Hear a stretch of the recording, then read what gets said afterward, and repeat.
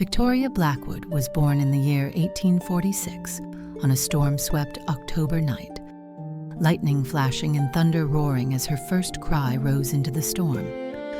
Her mother, Lady Eleanor, died moments after childbirth, her passing tragic but natural. Lord Reginald Blackwood stood over his newborn daughter with cold resentment.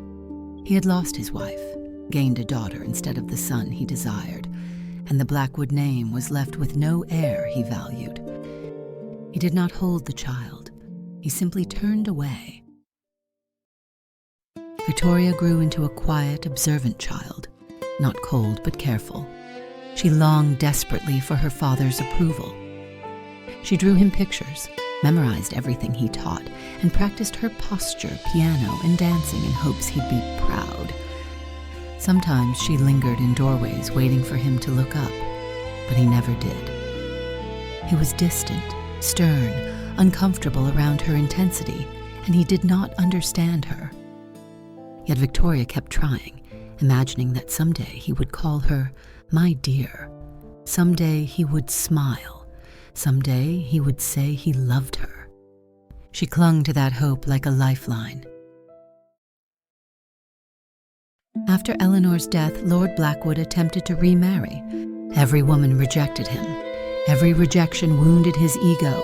Every whisper about the cursed Blackwoods turned his stomach, and every sneer from aristocrats fueled his rage. He resented women for spurning him, men for mocking him, servants for pitying him, and society for forgetting him. But most of all, he resented Victoria for not being the son he wanted, for being a constant reminder of his failures, and for stealing from him the one woman he had truly loved, for in his bitterness he blamed her for Eleanor's death. One night, after hearing nobles laugh at the fading Blackwood line, something inside him shattered. "I'll show them all," he hissed. "They will remember my name." In a frenzy, Lord Blackwood tore through the old manor wing and found a concealed door behind a portrait. Inside was a forgotten library filled with forbidden tomes, occult rituals, ancient pacts, and promises of power. He read obsessively for days, and finally he found what he craved, true immortality. A passage read, "The gates to heaven will forever close, but your flesh shall remain unbroken, your years without number, and your name eternal." To activate the ritual, he needed a sacrifice of blood from thine own line, beloved and freely given to seal the pact. He froze at the word beloved. Once, long ago, he had loved someone, Eleanor, his wife, the only woman who had ever softened his heart. But she was gone, and he blamed Victoria for her death. He had no children he loved, no bond deep enough to meet the ritual's demand. But love could be manufactured, affection could be performed, and belief could be created. And so a plan formed in his mind. If he could not love Victoria, he would simply teach himself too.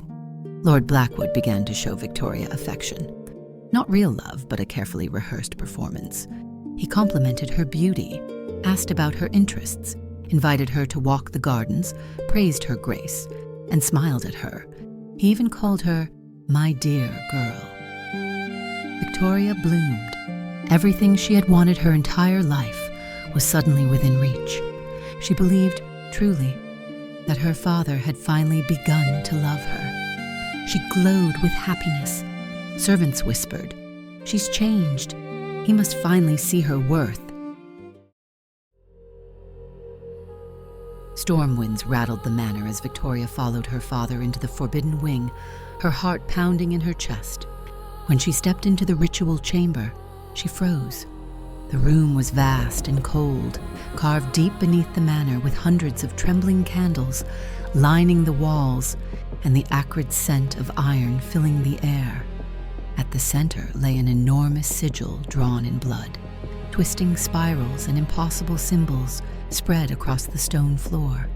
In the corner lay the freshly sacrificed body of a goat, its dark blood still pooling toward the sigil.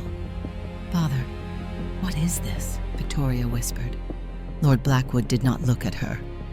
"A necessary step," he he growled. He lifted his arms and began chanting in a harsh, guttural tongue that echoed through the chamber. The sigil pulsed. The candles bent inward. The air thickened with a dark, ancient presence. When the chanting reached its peak, the blood rippled, and a massive black wolf rose from the center of the sigil. Its eyes burned with otherworldly intensity. Victoria stumbled back in terror. The wolf's voice spoke directly into her bones. A sacrifice from your bloodline. Lord Blackwood didn't hesitate. He pointed at her and shouted, "Take her. She is the offering." Victoria froze. The father who smiled at her yesterday was now throwing her to a demon. Every moment of affection had been a lie. Every smile a rehearsal. Every touch a manipulation. Her heart snapped. A single tear rolled down her cheek, the last she would ever shed as a mortal. In that tear lived longing, betrayal, innocence, pain, and the love she still felt but should never have given. The wolf turned toward her with a piercing, soul-deep gaze, as though it could see the exact moment her heart broke. The wolf padded toward her slowly, baring its fangs. Victoria did not run. Lord Blackwood watched with a manic grin, certain his immortality was moments away. She wiped her tear with trembling fingers, and in that moment she understood that he never loved her, that all his kindness was an act, that all her hope was a trap, and that she had been nothing more than a sacrifice. The wolf stopped before her, its breath cold against her skin, but it did not attack. Instead it spoke again. A sacrifice from your bloodline. Victoria's face emptied. Her voice was hollow, soft, and final as she whispered, "Take him." There was no rage, only quiet, broken truth. The wolf obeyed. Lord Blackwood stumbled backward in terror, screaming, "Victoria, no! I did this for us, for our name. Help me, please." She did not move. The wolf carried out the ritual's price. Shouts, thrashing shadows, and choking sounds filled the chamber, and then there was only silence. Lord Blackwood's final mistake was believing love could be faked. The pact accepted only genuine emotion. Victoria's heartbreak was more powerful than any love he pretended to have. When silence settled, the wolf turned back toward Victoria. "There is one final payment," it rumbled. Victoria closed her eyes, unafraid. The wolf approached with solemn grace and bit her at the heart, not to destroy but to transform. Her heartbeat slowed. Her breath faded. Her blood turned cold. Her senses sharpened. Her humanity slipped away. Death claimed her gently, and immortality followed like a shadow. She opened her eyes, their irises faintly glowing with unnatural light. The wolf stepped back into darkness and emerged not as a collector but something reborn. He bowed his head. "My name is Shadow. I am yours." Victoria rose, forever changed, the calm after a storm settling over her new eternal life. Shadow walked at her side, her guardian, her companion, her other half, bound to her by heartbreak, by blood, and by the darkness they now shared. Days later, Victoria made a decision. If she could not have her father's love, if she could not have genuine affection, she would take admiration instead. She hosted a grand ball at Blackwood Manor. When the doors opened, she appeared at the top of the staircase, graceful, glowing, ethereal, with Shadow at her side. The ballroom fell silent. Whispers swept the room. Beautiful, enchanting. She hasn't aged. She's like a goddess.